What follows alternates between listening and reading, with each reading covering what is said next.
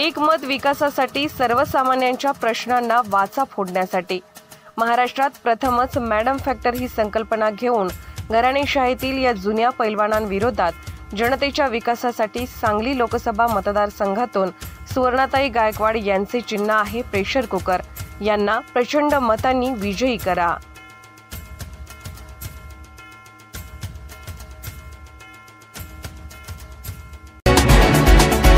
आपण पाहत आहात वंदे मातरम न्यूज। महाराष्ट्रातील 100 सहकारी कारखाने बंद का पडले? सहकारी 32 बँका अडचणीत का आल्या? सिंचन योजना का रखडल्या होत्या? याचे उत्तर शरद पवार यांनी द्यावे, केंद्रीय गृहमंत्री अमित शहा यांचा सवाल। देशात आणि राज्यात काँग्रेसचे सरकार असताना आणि शरद पवार हे केंद्रीय कृषी मंत्री असताना महाराष्ट्रातील 100 सहकारी साखर कारखाने बंद का पडले? सहकारी 32 बँका या अडचणीत आल्या। त्याचबरोबर टेंबू आणि म्हैसाळ सिंचन योजना का रखडल्या होत्या? याचे उत्तर अगोदर शरद पवार यांनी द्यावं, असा सवाल केंद्रीय गृहमंत्री अमित शहा यांनी उपस्थित केला आहे।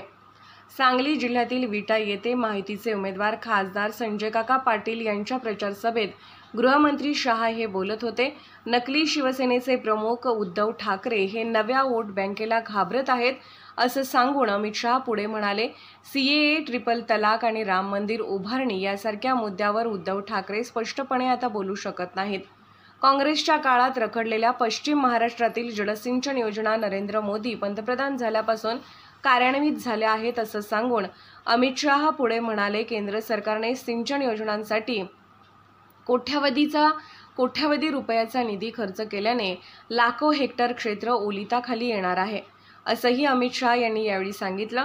यावेळी केंद्रीय मंत्री रामदास आठवले, केंद्रीय मंत्री भागवत कराड, उमेदवार संजय काका पाटील, पालकमंत्री सुरेश खाडे यांच्यासहित महायुतीतील पदाधिकारी कार्यकर्ते उपस्थित होते।